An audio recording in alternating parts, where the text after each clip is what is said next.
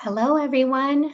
Welcome. Thank you for spending some of your Wednesday with us today.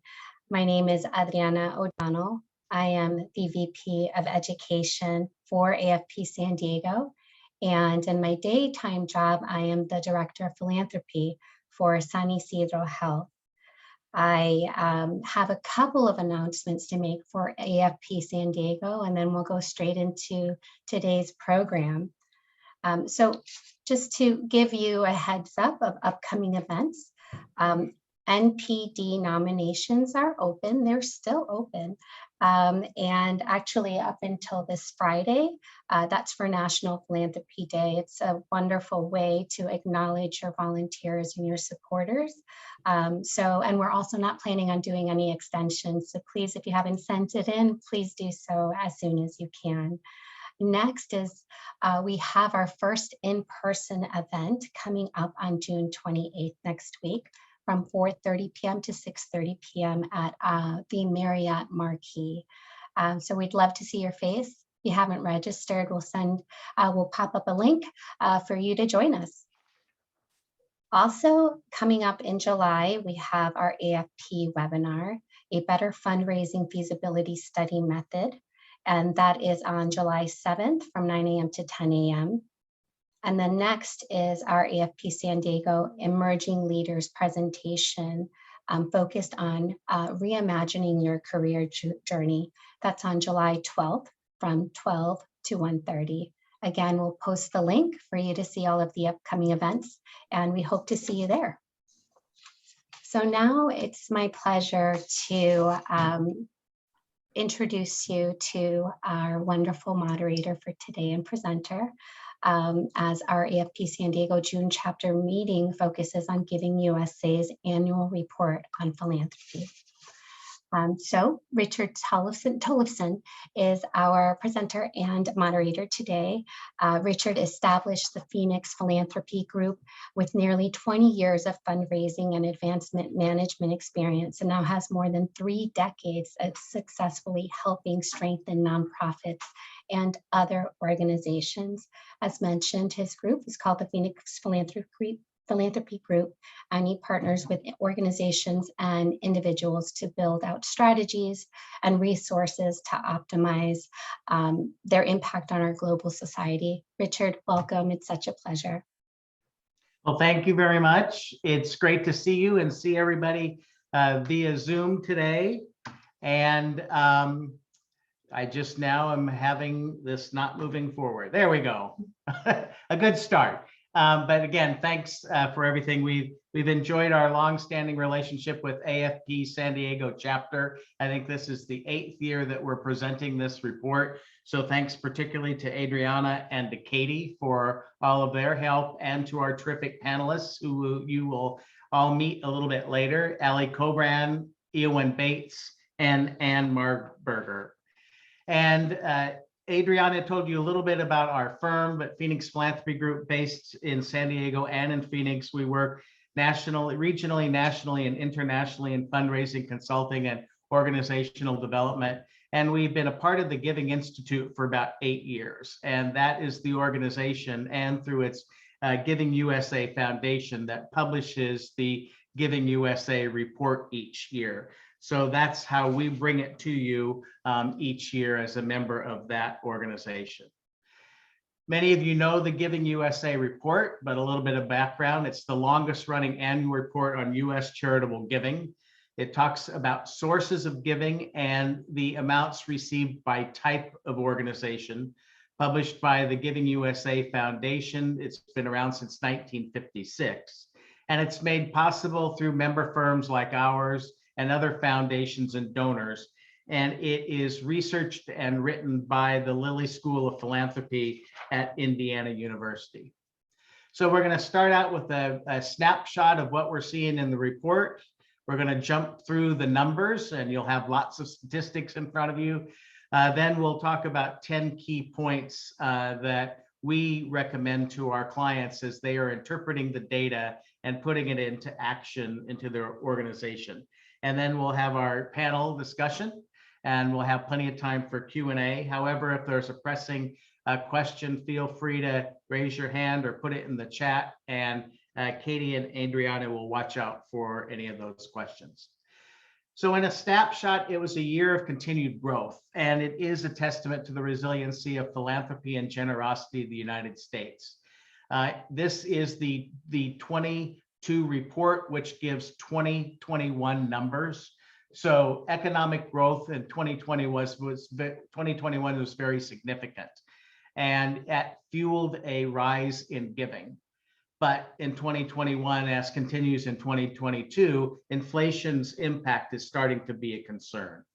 So there's been major growth in giving in the corporate sector, the largest growth in that sector in the 40 years of this of the analysis of this report.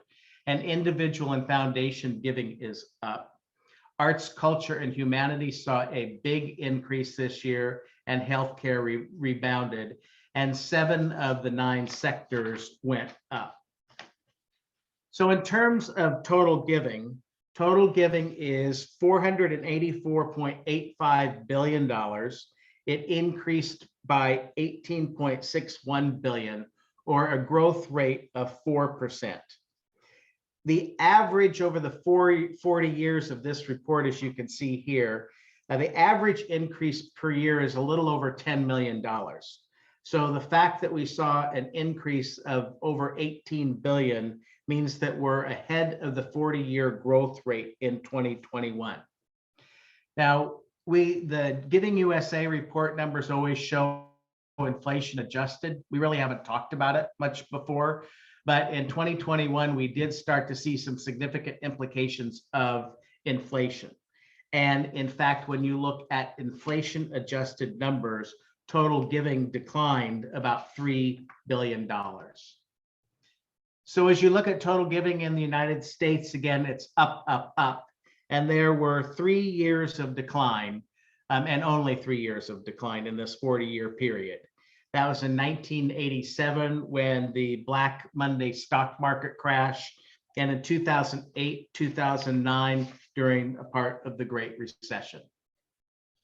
So contributions by source, individuals are 67%, foundations 19%, bequests 9%, and corporations are 4%.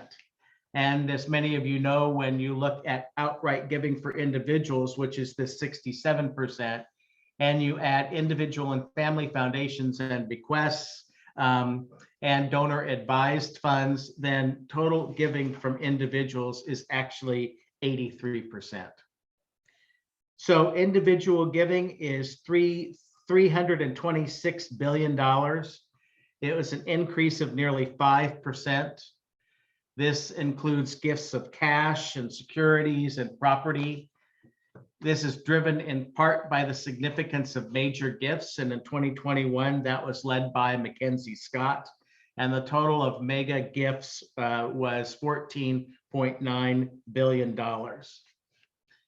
In 2021, there's a persistence of that top heavy trend, and that mega donors and major and principal donors are moving the needle in terms of individual giving. And the wealthy are becoming more sophisticated in their giving, using a number of different assets or gift types, such as cash, assets, donor advised funds, their foundations. Individuals started to return to their pre-pandemic giving patterns, which meant a large increase in arts and culture and healthy increases in the environment and in health. In terms of foundations, this is independent, community, and operating foundations.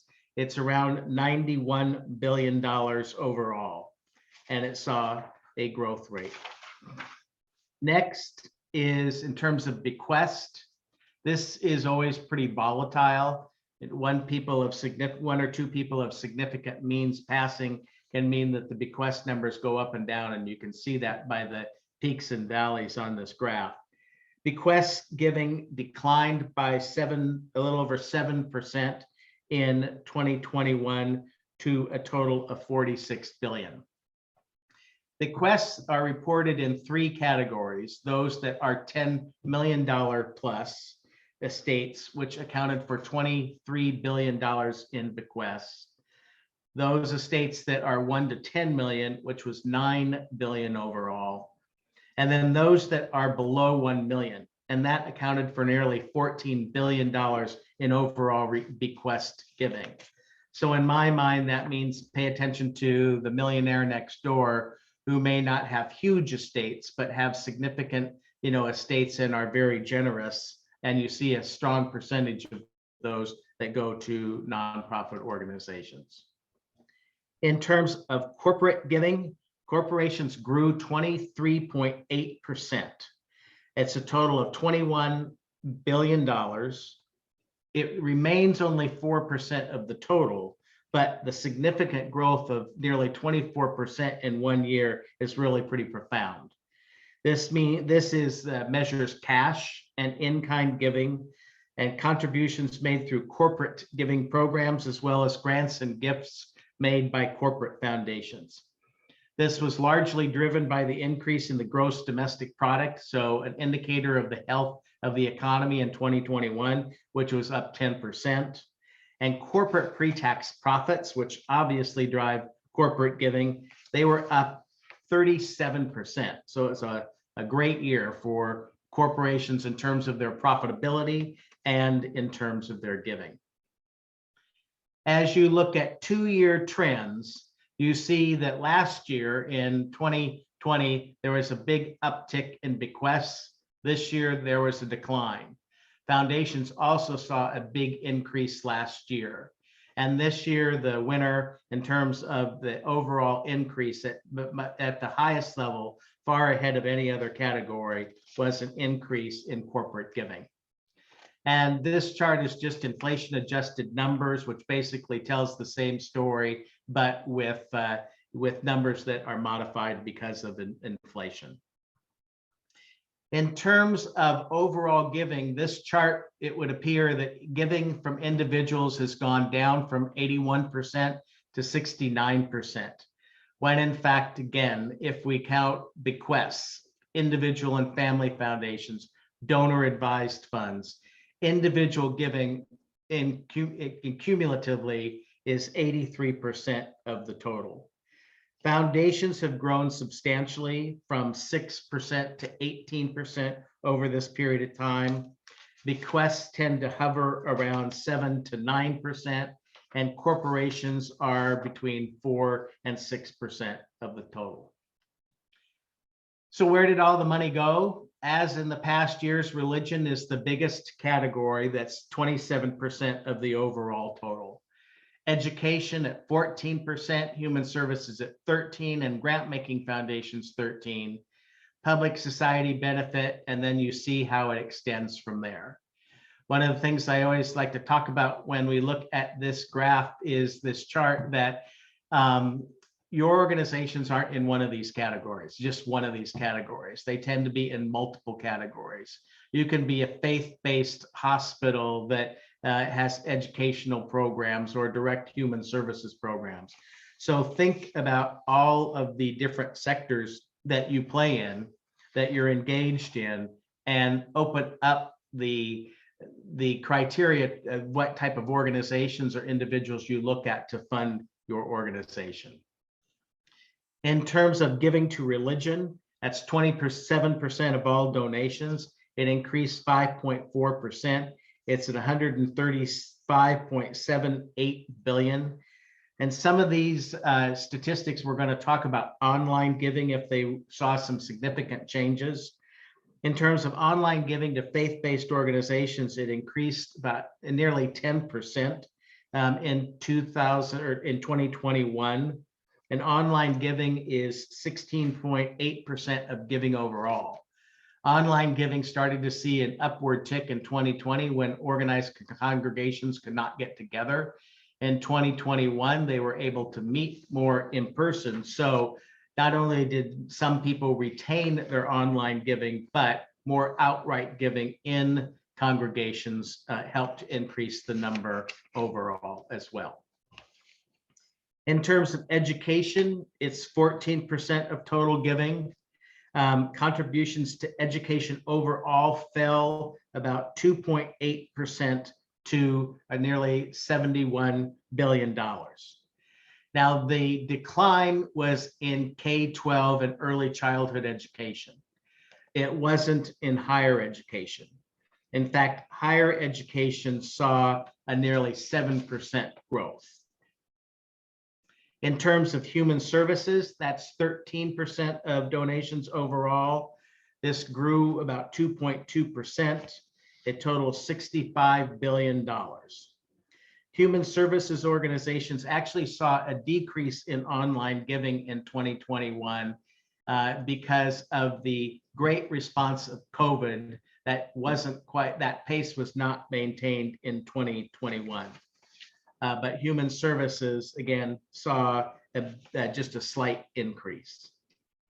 In terms of foundations, foundations are 13% of the total overall. This increased 9.3%. It's at $64.26 billion. Again, this is independent and community and operating foundations. And this is at its highest level ever in the Giving USA report. Public society benefits are 11% of the total, and they saw a huge increase, 23.5% increase to a total of $55.885 billion.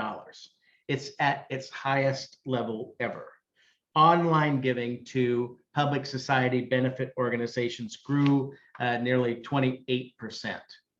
And to remind you, public society benefit organizations include civil rights organizations, advocacy and policy organizations, United Ways, and other federated type of giving programs, and very importantly, commercial donor advised funds.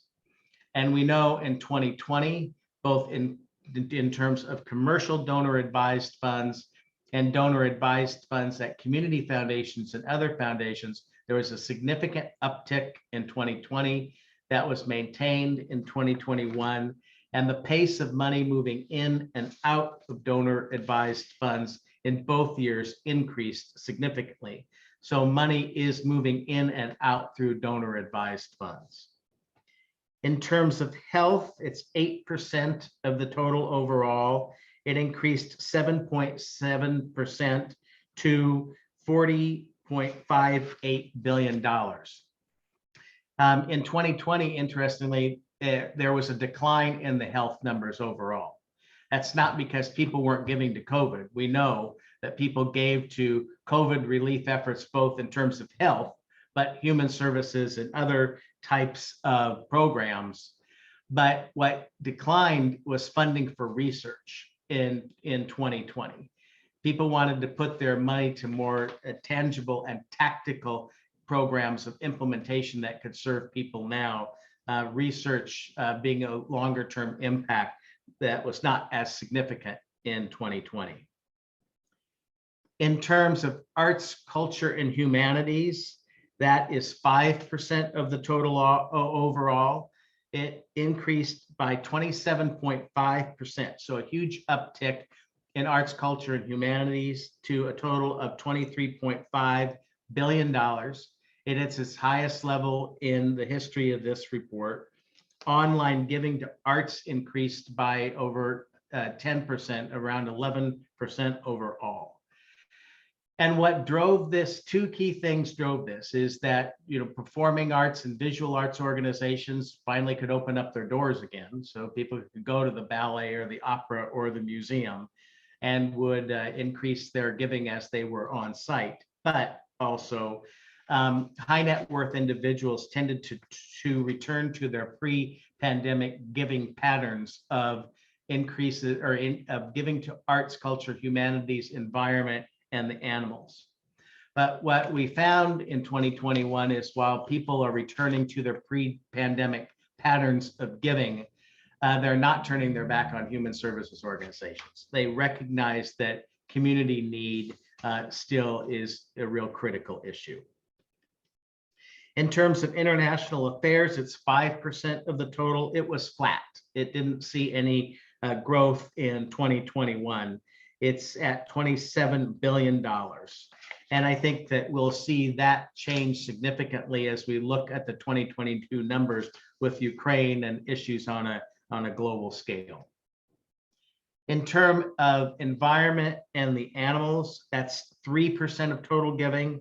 It rose 11%. It's at 16.32 billion, and it's at highest level ever. Online giving to animal welfare organizations went up 8.5%. Online giving to environmental organizations went up 20%. As you look at the 2-year trends, you can see that public society benefit and arts, culture, and humanities were the big winners in 2020. And education was ahead of the pace in 2020. Public society benefit, arts and culture in 2021. And those numbers, as adjusted for inflation, pretty much say the same story. So in terms of giving overall by sector, you can see that giving to religion and faith-based organizations has decreased from 58% to 29% of the total over this 40-year period. Education has maintained around 10 to 14%, but it's been particularly the strongest in the last 5 years. Human services averages around 13%. Foundations range from 5 to 12. Public society benefit, health, international affairs, animals, and environment and arts and humanities are pretty much, they're seeing some growth, but basically maintaining a standard percentage of the overall giving by 1 or 2 percentage points. So what's driving all this? The growth in the gross domestic product. The GDP went up in 2021 by over 10%. And you can see that giving as a percentage of the GDP is around 2% and a high of 2.2%. So policymakers are trying to figure out how to increase this percentage, how to get people and institutions to give more as a percentage of overall gross domestic product. That isn't, we're not seeing a lot of change or uptick in that. But when you have GDP growing 10%, that's going to drive an increase in philanthropy as well. Same thing with the stock market. In 2021, it went up 21%. And this impacts everybody, just as GDP does. But foundations, the value of their portfolios went up. Same with individuals and corporations, although corporations are more driven by pre-tax profits as they are Standard & Poor's or the stock market overall. And you can see some dramatic changes, and giving lags behind it a bit. But when you have that healthy of a market, people are more generous. We also saw a significant increase in disposable personal income. That went up 6%. And this is the income that people have after taxes, which is viewed as more discretionary and generally the source for contributions. And then we talked a bit about corporate pre-tax profits before. It went up a whopping 37.4%, but there is not growth in the percentage of corporate pre-tax profits that companies are giving out. You can see that it was at a high of 2% of corporate pre-tax profits. It now averages 0.7%. And then in terms of the number of nonprofit organizations, that continues to rise. There are 1.4 million nonprofit organizations in the US, and that is about a 3% increase in the number of nonprofits overall. So that's a quick look at the numbers. I want to now jump into those key steps that we recommend to our clients and to you in interpreting these numbers and how you put them into action in your fundraising strategy. Before I jump into this, anybody have any quick questions about the numbers?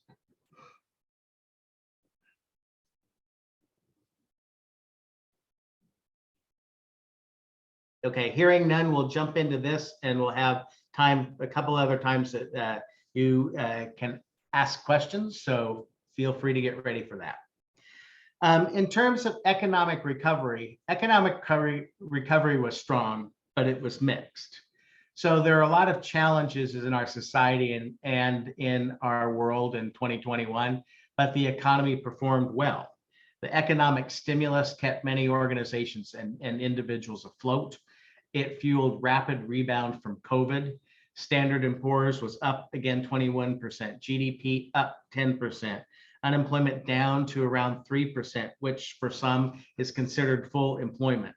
And disposable personal income went up, and then also corporate pre-tax profits. So money was and is being made during this time of social challenge and world challenge. And there is health in the economy. It'll be interesting to see then how that impacts us in the 2022 numbers. But we know that while the recovery was strong, it was mixed, and not everybody, the recovery wasn't equitably distributed. Basically, the rich got richer and the poor got poorer. So as we, as fundraisers for nonprofit organizations, look at how we tell that story to our donors, I think it is articulating where the money and the needs are greatest, aligning our program and operational priorities and goals around those needs and those people who need to be served, and telling that story that, again, while the growth in the economy benefited many, there are a lot who fell through the cracks and still have significant problems with food insecurity or housing insecurity or other social issues. So challenges persist, whether it's economic, social, or political events that happened in 2020 are continuing in 2021. Of course, COVID, social justice, inflation is a new issue that is coming on board with these numbers in 2021, and we know that that's continuing in 2022. So I think it's important to be aware and sensitive and authentically share how you were addressing these issues and other issues that may be more focused in on your particular community or the demographic with which you work. But I think the word authentically is an important one. We saw in some cases in the time of COVID that some organizations say, yeah, sure, we address issues of COVID. Yeah, we're helping, people who are impacted by it, but it wasn't really direct. There are a lot of organizations that were doing more to really provide direct services to individuals and families and businesses that were being impacted by COVID. So how do you authentically deal with these issues and seek to address them as a story to tell to your prospects and donors? Third, we live in a global economy and an interdependent world. So all of these issues, are swirling around the world around us, again, in our local or regional communities, but in our national and international communities as well. So I think it's important for organizations to understand where they fit in and where they have impact in their own backyard, but also around the world. So, for example, if you know about Millennial Development Goals, we're a program of the United Nations. We work with a lot of our clients to talk about how they fit in with the Millennial Development Goals or the Sustainable Development Goals. New issues of corporate social responsibility or environment, social governance, ESG. If you don't know those buzz phrases, if you're not thinking about how you fit within the context of those, I think increasingly it is going to be important to be able to talk about them. You're not going to have all the answers immediately, but figure out again how you can fit into that context in your own backyard and around the world. And what I think this does, it opens you up to the possibility of getting financial support, of getting philanthropic support outside just the local community. Because you could be the local food bank, you could be, the people who we're going to be talking to on the panel each have examples of this, where whether it's cancer research or the study of natural history, or if it's food insecurity, some of the programs that they each have, yes, are immediately impacting the San Diego area, but they do have broader implications. And being able to talk about that and being able to say how those programs are of great excellence and could be scaled and replicated around the country is a strong sales point for those who are outside the San Diego area. And we know we also have internal challenges. So whether it's staffing and workforce development, supply chain management, technology change that's ever rapid, all at a time with there's elevated demands, levels of demand for our services. So how do we, in an innovative way, look at how we're navigating those external challenges that were listed before, but these internal ones, and continue to provide the services and continue to raise the money that we need to be able to provide those services. So giving from individuals, foundations, and corporations are up. In my mind, this speaks to our need to continue to accelerate efforts to grow and diversify your fundraising, taking into consideration individuals, foundations, and corporations, planned giving through bequests and other instruments, even though bequests went down in 2021. The fundraising effectiveness project had some interesting numbers as they looked at 2021. They talked about, we know that the issue of retention is a challenge for everybody. And, particularly as there was a significant uptick in certain sectors in 2020 for COVID and social justice, how do you maintain those donors? How did you maintain, how do you continue to maintain those donors and retain those donors going forward? They found that many families who did well during COVID, they didn't travel, they spent less, so they gave more money away. How do we continue to impress upon them that the need is there? There was a significant downturn in the number of what's considered micro donors. Those are donors of $100 and less, $100 and less. That is your future prospect base. Those numbers speak to the volume that often is in fundraising, not the specific dollar amount. So if we're seeing compromise at the low end of the pyramid, that's something we have to take into consideration as we are looking at broadening our prospect and donor base. But those at the top end of the pyramid, they have more resources to work with. They are giving more. There are fewer donors, but they're giving bigger gifts. And again, fueled by, in many cases, those mega donations from people like Mackenzie Scott. Another key thing that in 2021 that we saw is that foundations maintain many of the changes in their grant-making processes that they had in 2020, where they loosened restrictions on reporting and application, and even in the use of funds. There are many more unrestricted gifts in 2020, and that was retained in 2021. So I think that speaks well to how foundations are being more responsive to their nonprofit partners.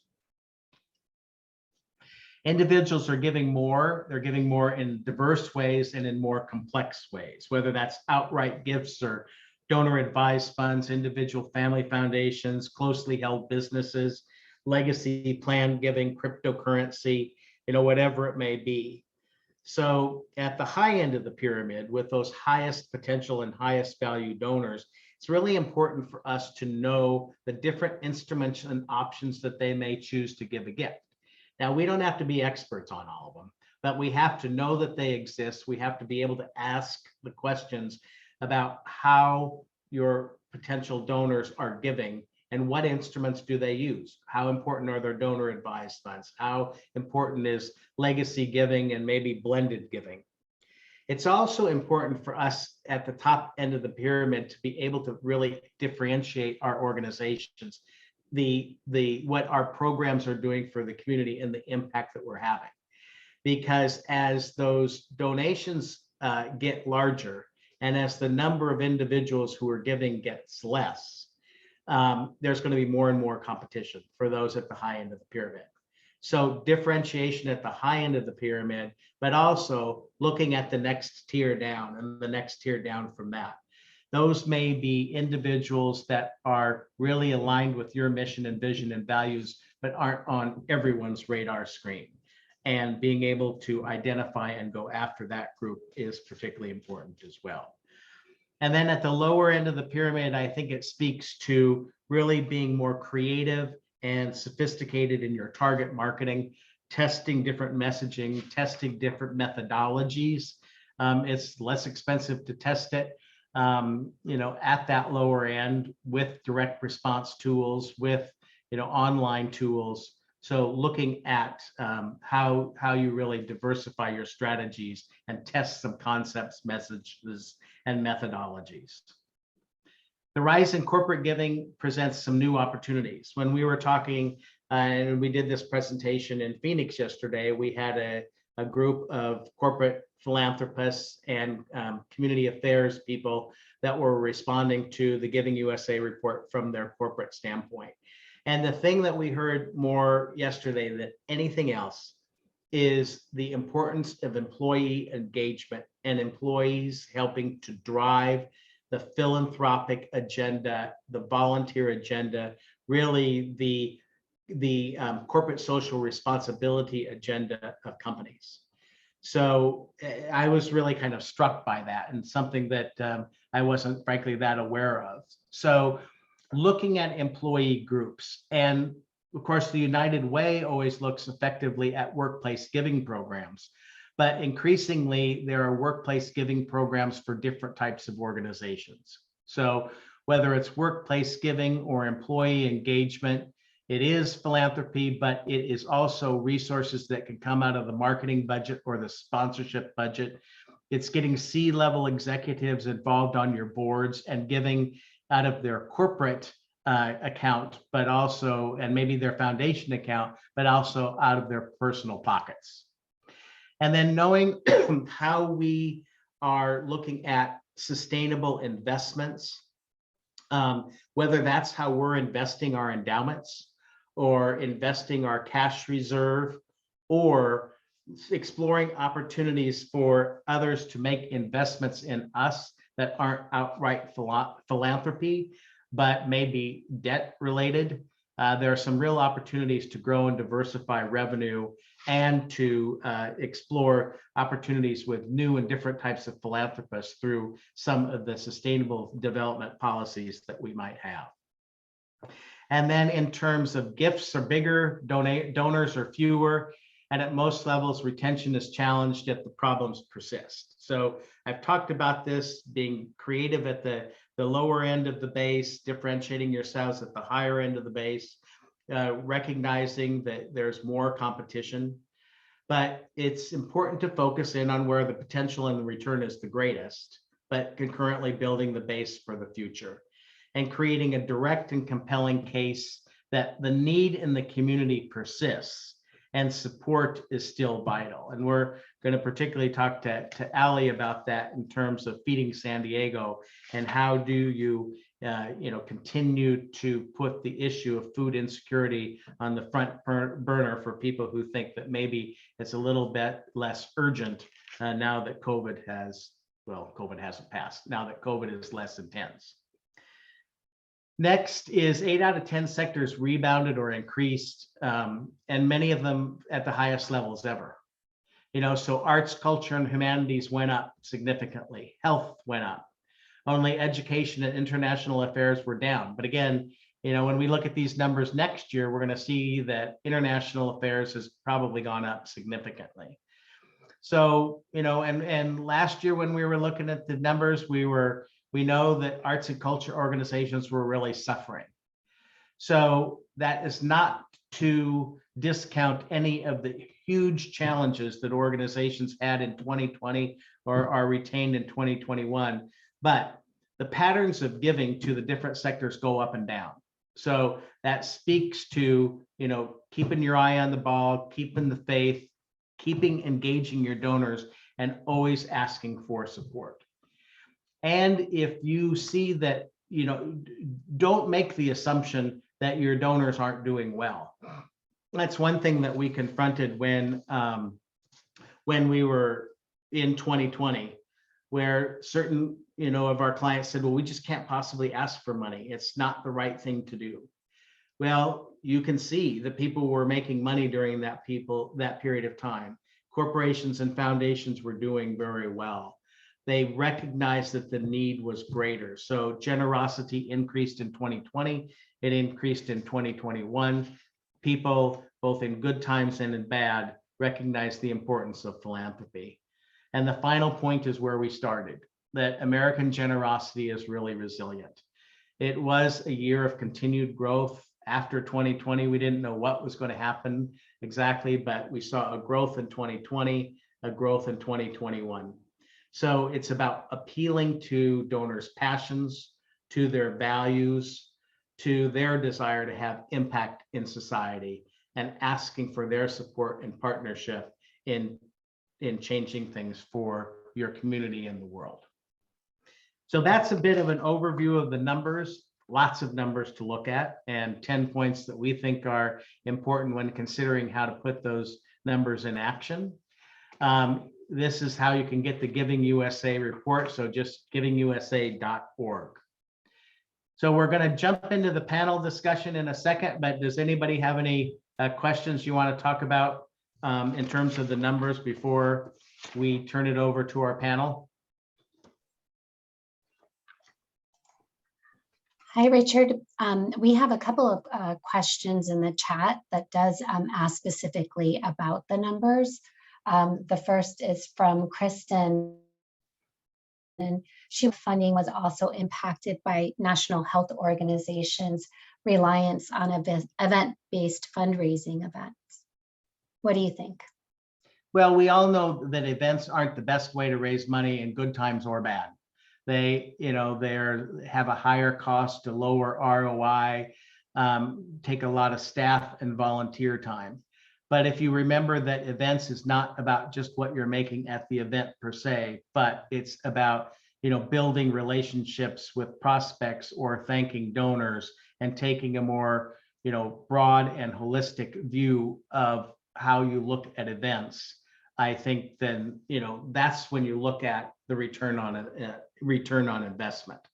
We have a client who does, their annual event gets about 1,500 people. It's been extremely popular.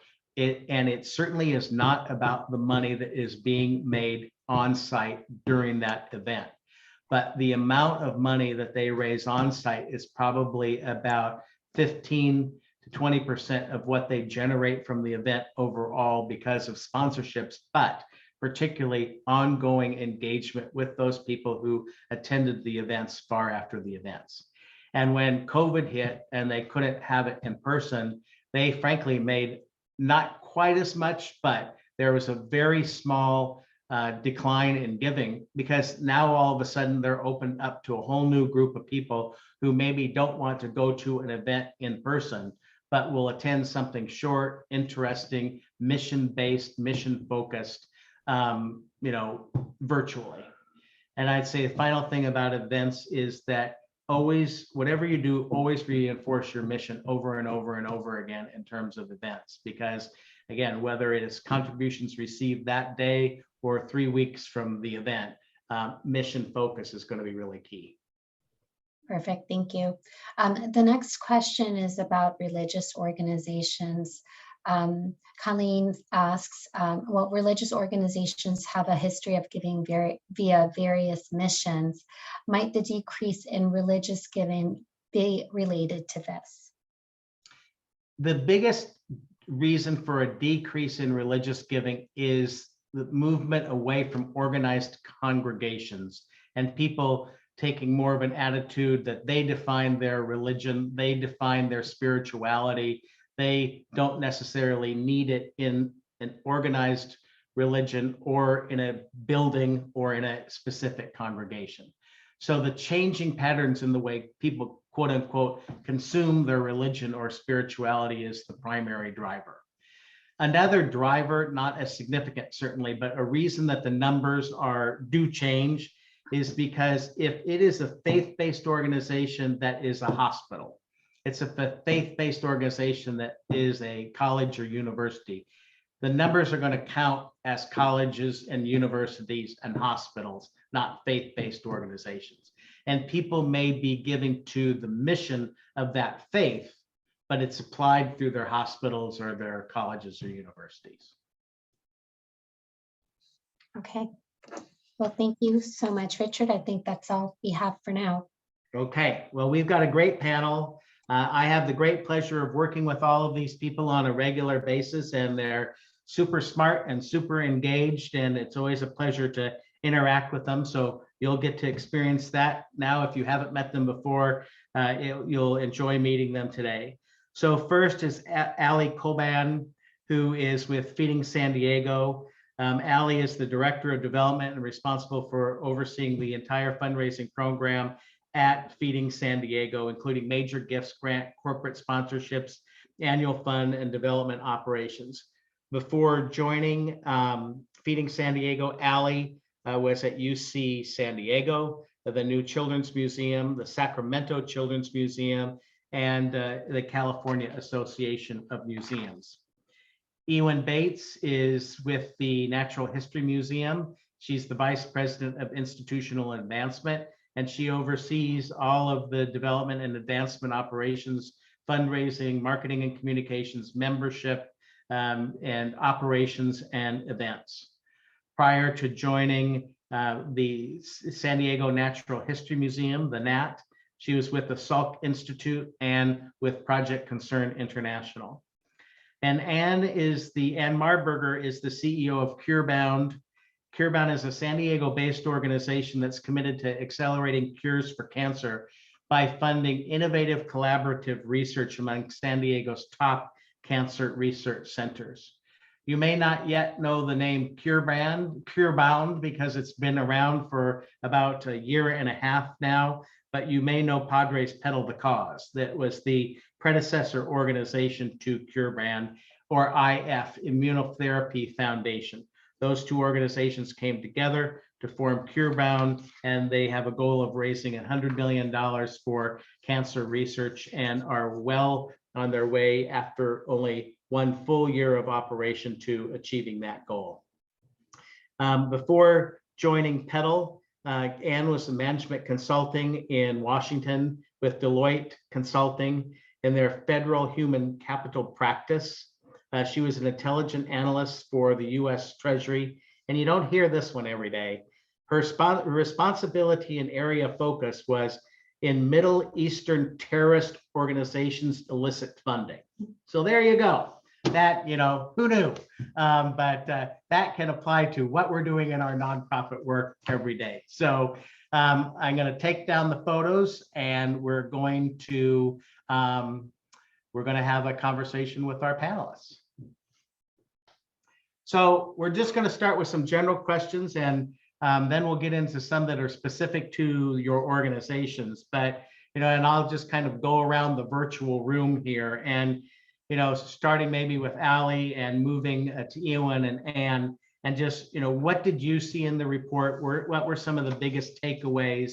And, you know, as you look at how the report measures the numbers and considering what happened within your organization and fundraising in 2021, you know, what were some of the most interesting correlations between them? So Ali, why don't you kick it off? Sure, thanks, Richard. So I think for Feeding San Diego, 2020 was actually a really big year for fundraising for us. And we did see a little bit of a decline in 2021. So in those areas, you know, particularly individual giving foundations and corporations that we saw grow in 21, we had a decline in all of those areas in 21 versus 2020. However, you know, I just want to caveat that compared to 2019 and 2018, all of those areas are really up. The community was really focused and generous towards hunger relief organizations and food insecurity. COVID really thrust that issue to the forefront of public consciousness in 2020. So we saw incredible generosity from the community, both locally and regionally. We had donors even from out of state supporting our work in San Diego. But as the pandemic wore on, you saw, other, I hate saying competing, I hate that that phrase, but you see other crises that are also coming to the forefront. Social justice issues, reproductive rights, the war in Ukraine, and all of these things that are also really important and needing support as well. So overall, we saw continued generosity from all of those areas, but a little bit decreased from 2020. Great. Ewan? Yeah, first, I just want to start off by that I think Richard was missing slide number 11, which is that all this report is a testament to American fundraisers. Because There you go. People don't give unless they're asked, right? Not always. Mackenzie Scott seems to be the exception to the rule, right?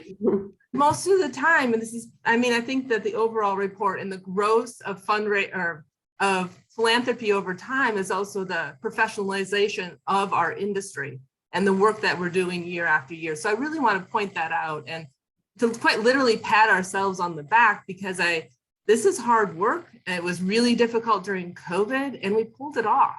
And I know that we all pulled it off to different degrees, but I think it is really important to recognize what this took and what this continues to do, because all those billions of people, billions of dollars need to be retained and stewarded and loved. And so it's a hamster wheel. It keeps going, right? I also think it's also just simply testament to our good work. So thanks everyone for doing what you do. In terms of the NAT, we had strong fundraising years in 2020, 2021. I have to say that doesn't mean that I didn't nearly die in March of 2020 when I went, we're shutting down and we're losing a third of our revenue from admissions, events, the whole shebang. But the individuals stepped up, and I have to say the individual donors stepped up. And so we saw exactly the same trend lines. I mean, the vast majority of our giving is through individuals. It may, accounting may count a little bit different, but to me, it's which checkbook they're using. If they're using a foundation checkbook, a DAF checkbook, that sort of thing. But the trend lines for us are very much the same. And so as we grow and look towards the future, which does include a capital campaign, we are investing in individual fundraising more so than corporate. Because I still have to say that tiny percentage of corporate fundraising always surprises me and disappoints me, quite frankly. And so that we continue to put our efforts, doesn't mean we don't ask for corporate giving, but we are putting a stronger emphasis on individual giving. Anne? Of course, this is the one day I'm having a horrible internet connection. I hope you guys can hear me okay. But it's great to be here. Thank you, Richard, for welcoming myself and others. I think we have gone through, as Richard alluded to, major organizational transformation over really the past 2 years. So the big shift for us was in 2020. Prior to 2020, we had a large event every single year, which really drove our expenses and drove all of our fundraising. So it was a peer-to-peer athletic-based event, which 100% of the fundraising went to fund cancer research projects. So in 2020, we didn't have an event, and that really enabled us the opportunity to work with Richard and the Phoenix Philanthropy Group and a tremendous group of leaders together a strategic plan to grow the organization well beyond event-based fundraising. Another beautiful occurrence that year for us was that because we didn't have the event, our operating costs were basically cut in half. So we were able to be much more nimble. Richard, one of the points that you hit on in the slide was about just being challenges in the world and being during 2020 when everybody was ordering groceries online and you couldn't even go to a store. And we weren't planning an event. We put together a program called Groceries for Good that was eventually transferred over to Feeding San Diego, which basically went to grocery stores to pick up groceries for cancer patients because so many cancer patients in treatment are so immunocompromised. And we took free groceries to people's homes. And it was a relatively small subset of people, but I think that was the way that we were able to stay present and relevant. And then kind of pivoting into 2021, we changed the name to CureBound, and we really focused on expanding into major gift philanthropy, which was something our organization had really never done before. So I think overall, big picture, we've seen tremendous success in fundraising, but which really reflects a lot of the themes that were presented today. Another sort of micro thread is that we had been way more reliant on corporate fundraising under the pedal model for corporate sponsorships and corporate participation. And although that was so important for us, I guess the percent of our portfolio even went way down. So really our top fundraisers and our major donors were how we raise more money. Great. So Allie, back to you. You talked a little bit about, the big uptick in donors in 2020 and what all you did in 2021 and you continue to do in 2022 to retain those donors. What were the key messages that you talked about, and how did you deliver those messages to those who were donors to do the best to retain them? And I should say that, as you look at Feeding San Diego compared to Feeding America statistics of like organizations across the country, Feeding San Diego has fared extremely well and has not seen as much of a downtick as their peer organizations. So you're obviously doing something right. And the San Diego community is a generous community. So let's talk about messaging, and then how did you deliver that messaging? Sure. So I think one of the main things that kind of permeated a lot of the different channels that we use to communicate with donors and retain them really centered around amping up our storytelling and sharing client impact. It wasn't something that we had done a lot of pre-COVID, but we have been able to scale up our resources in that area. And we really spend a lot of time and energy, looking to share the lives of the people that we're serving and how access to our distributions and the hunger relief that we help provide in collaboration with hundreds of organizations across San Diego is changing those lives. We do a lot of storytelling, both with the written word and with photos, but video storytelling is also really impactful too. We've had first person interviews where people have benefited from our distributions and telling their story about how COVID swept through their life. They weren't in a position to need help, and then they were thrust into this. And for a lot of the families that we've served over the past 2 years, they've never been in that position before. And so how do you where do you start? Where do you go? So really telling their story and about how Feeding San Diego has been able to help. Another thing that we implemented, which was sounds kind of micro, but it really had a macro impact, is that we had a lot of volunteers early on. Everyone's isolating, everyone's staying at home, but everyone's saying, how can I help? We implemented a pretty robust volunteer gratitude program where we had a group of volunteers that came together. We had kind of some lead volunteers, and they each had little teams, and they made gratitude calls to all of the new donors that we had been acquiring. And that was single-handedly responsible for an additional $1 million plus over the last 18 months. It has been an incredible way to thank those donors. They love that, a lot of them kind of love that they're getting a call from a volunteer. Some are kind of like, why are you calling? There's always that little bit. But, and it's been a wonderful way to engage a lot of those volunteers who are also donors themselves.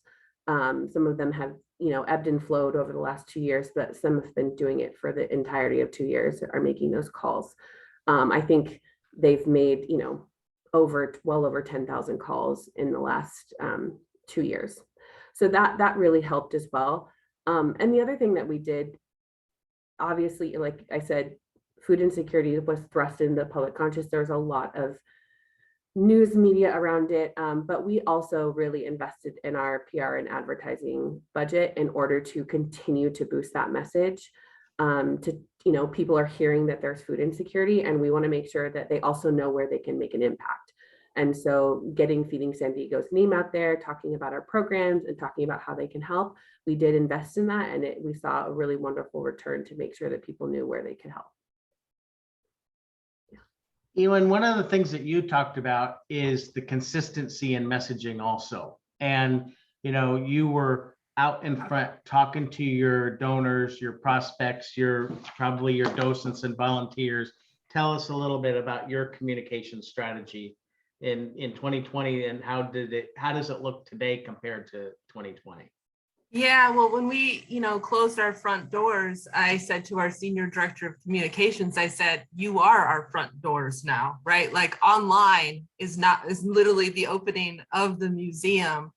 And we really refocused our strategy. And I'm not just saying it was just literally people had to go to our website, but it was really thinking about, a lot of online messaging, more exclusive messaging. We started some more exclusive emails and correspondence from our CEO to donors. We kept things pretty high level and we talked about the challenges. We also talked about how we were taking advantage of the situation. My CEO actually wrote a manifesto on how COVID was going to change us and how we were going to change the organization. And people really responded to that vision. And I think that was highly effective, because I think a lot of donors are looking towards leadership and a greater purpose. And we were able to have a really strong relationship with our CEO. And so to really get that out in front of people was enormously important. And we heard back from people in the community, actually sending emails back, and they're sending it back to Survey, or not to SurveyMonkey, but to MailChimp, right? Going, wow, Judy, I didn't know all this was going on, right? And they're like, that's fabulous. But people really, again, I think it's a little bit different. People were at home. Someone else mentioned that, right? So we had a little bit of capturing their attention because there was nowhere else to go. But I think that also we really pushed, again, the museum has struggled with times because people think of us as a museum, right? And they don't know all the other things that go on in the organization, all of the research and conservation efforts. So when we're shut down truly as a museum, it was a time to highlight the fact that we have 8 million collections and that our scientists were out in the field during the entire shutdown. They can go and count frogs just as easily during COVID than without COVID. So we were able to tell those stories and really focus on that. And I think it was a good experience for us to take away from kids visiting dinosaurs to talking about the importance of biodiversity and conservation in our region. And I think that the way you did that messaging, one, really stimulated your group of known constituents of past and current donors, board members, and others. But I think it opened up something about the museum that others didn't know. And we came in and are working with Nat on a project now. And I have to tell you, the level of conversation about their scientific research, about their implications on environment regionally, about how that can impact things globally. It's an amazing conversation led by you, the CEO, the marketing team. But that speaks to the point I was making before, that's opening you up to brand new donors who maybe never thought about the Nat because maybe they don't go to museums, or they had a different idea of who you were. Yeah, and again, I think gosh, I don't mean to be Pollyanna about it, and I totally recognize the enormous effects of COVID, but I have to keep thinking about silver linings a little bit. And there were some silver linings in COVID, and part of it was that messaging and freeing ourselves from talking about sign up for this talk, come and visit the museum. Like, we were able to step away from that and talk about really what is the engine that keeps us running, which is our research and collections. It gave us that freedom to do that when you're not trying to fill seats. And so I think the challenge now is, now that our doors are back open and we're trying, we're now counting on those admission dollars and those education dollars and those event dollars, how we still continue to balance those needs. And actually, one of the outcomes of when we reopened, I said, we need a full-time science writer on our communications team. And we were able to hire that person just to continue that science communications message, so that they weren't, their work wasn't constantly being diluted by the earned income message all the time. So thank you very much. And let's talk also about messaging with CureBound. I mean, the organization came together and had a new brand during 2020. You had to distinguish, you had to introduce the new organization, and you had to distinguish it from other organizations that support cancer research. So what did you do particularly in terms of messaging to introduce, to excite and stimulate, but particularly to differentiate CureBound from other organizations who may be somewhat in your space? Yeah, so I think, I mean, it was certainly complex, and I think segmentation was really important. We had existed as Padres Pedal for 7 years, which we had tens of thousands of historic participants and tens of thousands of donors that contributed to an event, but because they ultimately believed in the mission. And so without having an event in person in 2020 and going through this brand transformation kind of in the dark, and then having a virtual event in 2021, we really stuck to with that core constituent group, like the mission. And I think that's one theme across all of the various brands and messages that we were communicating through. I'll touch on the others in a second, but it was just the prevalence of cancer continues to grow.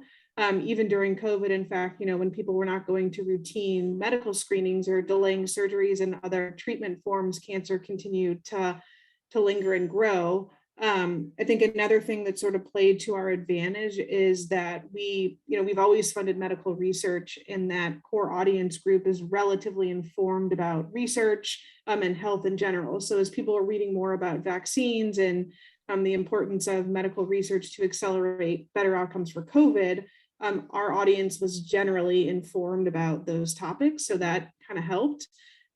We also were merging with another organization, as Richard alluded to, called the Immunotherapy Foundation. So it was really important to be strategic and direct and stick to the mission with that group. I think we did shift a little bit in rolling out the CureBound brand.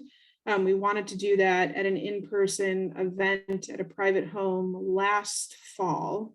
And that was just when Delta was raging. And we saw some of our beneficiaries canceling in-person events, and we were like, this would be a horrible way for a new brand to be introduced at a party for 200 people when our beneficiaries couldn't be there. So we did make some decisions like that. I mean, another decision that sort of followed that was because we were having such success with major donors, we decided to delay our investment in social media for like general brand awareness, because we just didn't need to fundraise at that level yet. I think another couple parts of our messaging, similar to what Ali said, is the importance of storytelling and really focusing on direct impact on patients and cancer journeys. And another key theme for us, and this was less strategic and more just the value proposition of CureBound, but our messaging is that we see that San Diego really has the potential and the resources to be a city that significantly advances cures. And that's because of the research organizations we have here, surrounded by the life science and biotech cluster, and then a lot of venture capital flowing in. So we emphasize that. And I think just knowing that many of our donors right now are here in San Diego, that many of them are tied to the life science industry, which happens to be doing well financially right now as well. Those were just some kind of lucky and strategic, I guess, seeds that helped us be successful in our first year. One thing that CureBound has been able to do, and I'm not going to divulge any of Ann's secret sauce in the conversation, but I mean, they have been able to attract donors that aren't on everybody's radar screen, and people of significant wealth, and it's really impressive. You've also attracted some amazing volunteers that also are on everyone's radar screen. Talk a little bit about the process that you went through in identifying the right volunteer leaders. And one thing you also did is you didn't rush into just saying, okay, I need 20 people on this board. I'm going to have the right 7 and then the right 10. So talk a little bit about your strategy of volunteer recruitment and engagement. Yeah, I think 2 things immediately jump to mind. I'm routinely humbled by the education and just intelligence and commitment of our volunteers on our board and our scientific advisory board, which is a brand new thing we've built out in the and I think that in part that's really due to our founders of both Padres Pedal the Cause and the Immunotherapy Foundation. They've been quite successful in their personal lives. They're kind humans that have given back to the San Diego community for a long time. They believe very deeply about our mission and our impact. And I think so it starts at the top there. I mean, their connections have been what's been able to open the door and bring some pretty eminent and impactful leaders the conversation around CureBound. I would say another thing that's pretty important on the internal side of things is just we're still a relatively small organization. I mean, we've doubled in the past year, despite, Richard, one of the slides that you had up talked about like infrastructure challenges of workforce dynamics. I mean, certainly we're not immune to those. But we went from a staff really of like 5 people that were 100% focused on an event to doubling. And that's a lot, but it's also small. And so we're nimble. We don't have years of bureaucracy or hierarchy or processes that even from like an HR perspective and a communication perspective that slowed us down. So we were pretty able to be nimble. And that meant, I think if you connect those 2 points, I mean, we would have really thoughtful discussions with people who were passionate about our mission because their daughter had breast cancer and they had run a major capital campaign at a university, and they put their time in and could see that it was like really impacting the organization. And it sort of became a positive feedback mechanism where people wanted to give their time because they were just creating kind of something from scratch that hit on their heartstrings as well. So great. I'm going to ask Allie one more question, but I'll open it up to questions to others in just a second. Allie, we recently had a panel discussion as a part of the Giving Institute that dealt with homeless issues, insecurity, and the challenges of raising money for a very complex issue and a chronic issue. There are a lot of different reasons that people may be homeless. Mm-hmm. There are a lot of different reasons that people may be food insecure. Some of them, may not be perceived very positively by society. It's a really, really complex issue, and it's an issue that doesn't ever seem to go away. Mm-hmm. So when, how do you appeal around, how do you raise money around an issue that is chronic? Doesn't really go away. People see it every single day, as they're driving around town. Tell us a little bit about, your messaging around that and how you talk to your donors about their role in such a complex issue. Sure. Myself, and I'm sure many others on this call, ideally our organizations go out of business one day because the world no longer needs them. That's, ideally what would happen is that food insecurity is solved and everyone can feed themselves with their own means and don't need Feeding San Diego. So that is the ultimate goal. But the reality is that many people for many different reasons continue to need help accessing food, accessing nutrition. I think as I was thinking about this question, there are a couple of things that come to mind. The first thing for Feeding San Diego particularly is that our mission is to connect people facing hunger with nutritious meals. That is what our mission is to do. And we also have the benefit of being able to measure that pretty easily in that we know that $1 will help provide 2 meals. So in terms of sharing donor impact, we can do that very clearly. Donors understand that their donation of $10,000 will help provide 20,000 meals. Their donation of $100 will help provide 200 meals. So that really speaks to a lot of donors who really want to see that tangible impact. To echo again, storytelling is really important in order to sort of zoom in on families and zoom in on somebody's story to share what their life was like until they were able to find a Feeding San Diego distribution and get access to that food regularly. We have so many stories about how that's really changed, particularly kids and how they're interacting with school, seniors on fixed incomes, about how they're now getting produce in their diet. There's a lot, and when you zoom in on that micro level, you really see how this consistent access really changes people's lives. And the third thing is kind of a unique thing about Feeding San Diego in that we accomplish our mission by maximizing food rescue. So the majority of the food that we're distributing to the community is rescued and would otherwise go to waste if we did not step in and rescue it and to connect it to people in need. So I'm really proud to be able to be a fundraiser and get to tell donors that their gift solves 2 problems. There is a huge food waste problem in the United States and in San Diego, but the way that we're accomplishing our mission of feeding people is primarily by rescuing food so that food's no longer going to the landfill and going to waste, but is connected to somebody in need. And And, you know, as I'm sure everyone on this call has encountered, particularly those that work in human services, that, you know, how do you know they really need it?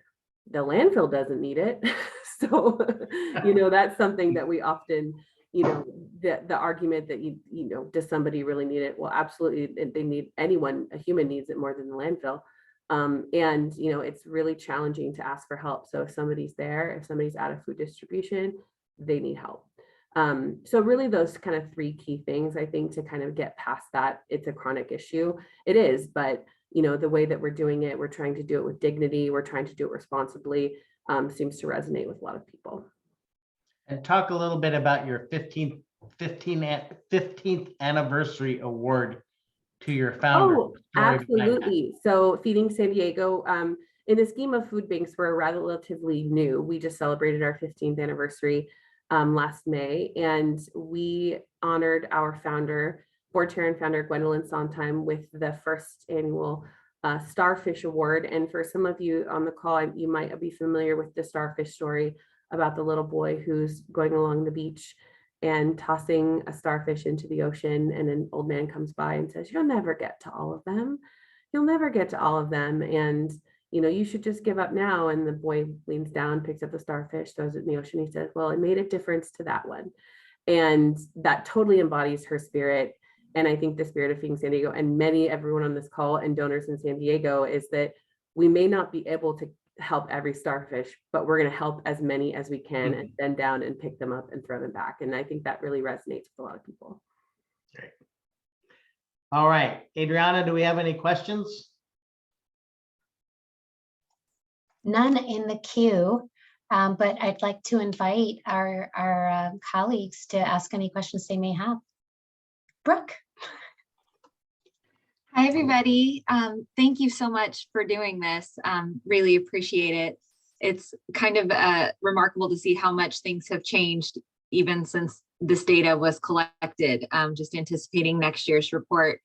But I'm wondering if and when any of y'all implemented some stewardship for these new donors that you acquired during COVID, and if there was a separate strategy that you found effective for that, or if they just became donors to your organization just like any other. Ellie, you want to kick it off? Yeah, I would say that, you know, I mentioned the gratitude calling program earlier. That really was born out of the sharp increase in donors that we received. So that definitely, I think, is kind of COVID specific. They have mostly just kind of entered into our general stream. However, we are working on some strategies that are going to segment some of those lapsed COVID donors, particularly the ones online. And we're building out a much more segmented, streamlined, "You are a COVID donor and we're going to speak to you in kind of a slightly different way." So we're working on that right now. One other thing I did want to mention, because it hasn't come up, was just the importance of recurring giving. That has been a really bright spot for Feeding San Diego. Our recurring giving program has grown almost 1,200% since pre-pandemic, and as our giving dipped a little bit, that hasn't, and has continued to grow. So that's something that we're also really focusing on over the next several, you know, particularly in 23, but and beyond, because people, you know, I think knowing that if they make a $15 a month donation, that's a meal a day, and they know that every day they are providing a meal to somebody in need, that message seems to really resonate. And we can kind of grow that relationship from there. So. Ewan?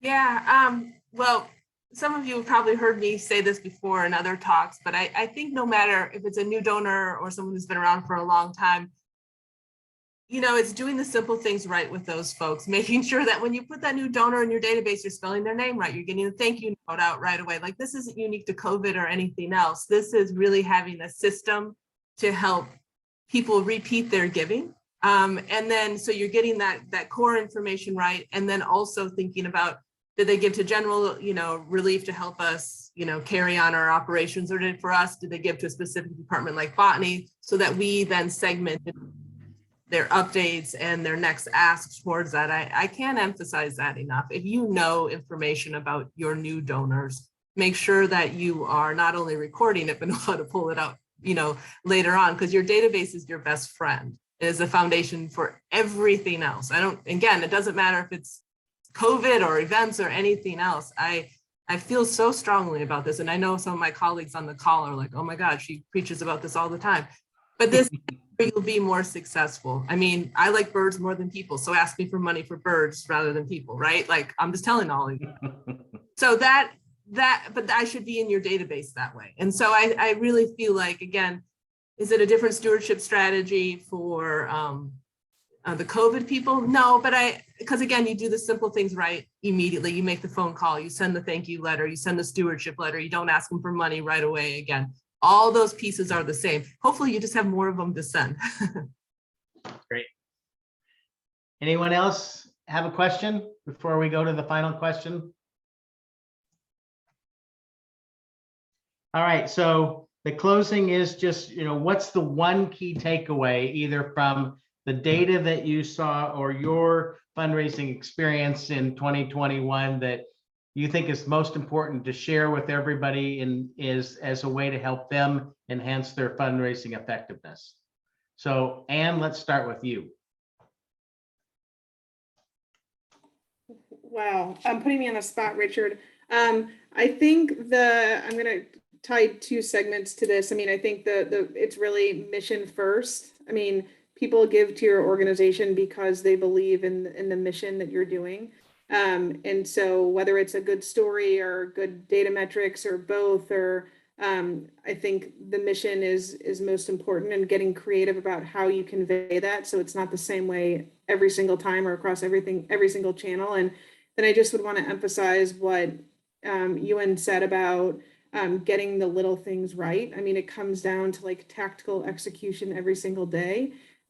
Get the little things right, and those add up to big things, whether you're talking about an event or a major gift strategy or building a scientific advisory board. Maybe that doesn't sound that profound, but those have been the ingredients that have worked for us. And I guess tying onto that is just building a team that that really embraces both of those principles. For us, like growing and scaling has been a big thing. And I think the culture that we're building is really exciting. Difficult time to build culture, but also an exciting time to bring people even closer together. So that would be my parting advice. Great. Allie, we'll go to you next. I'm going to triple down on what Ewan and Anne said. Doing the right things the right way and continuing to do all those little things is going to lead to continued success. We have countless examples, and one quick one I'll share. We had a donor that was not from California who reached out during COVID and gave to a dozen or so food banks in the Feeding America network to help purchase food during the time when it was hard to get donated food. And we did the things right. We sent an impact report, we thanked them and all of that. And this donor continued to give, close to 7 figures at this point. We were the only food bank to do that, that this person gave to. And so again, that wasn't terribly difficult for us to do. It's the right thing to do. It's how we operate our fundraising program. But it makes a really big difference to donors, particularly when they're new to your organization or new to your cause.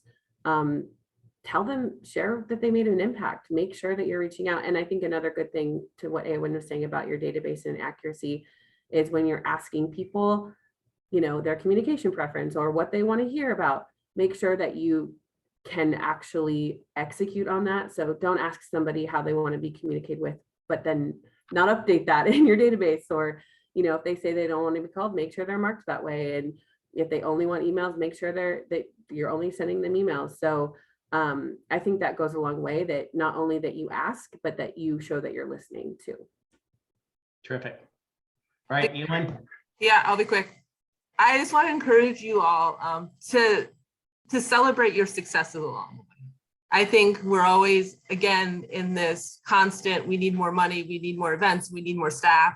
And I really would encourage you to take a moment and look at what you've done and say thank you and recognize not only your fundraising staff, but the entire organization. From me, you know, the frontline staff, the accounting. I just think you gotta, this culture of philanthropy, I think, is so key. And it's not even just a culture of philanthropy, it's a culture of where we work.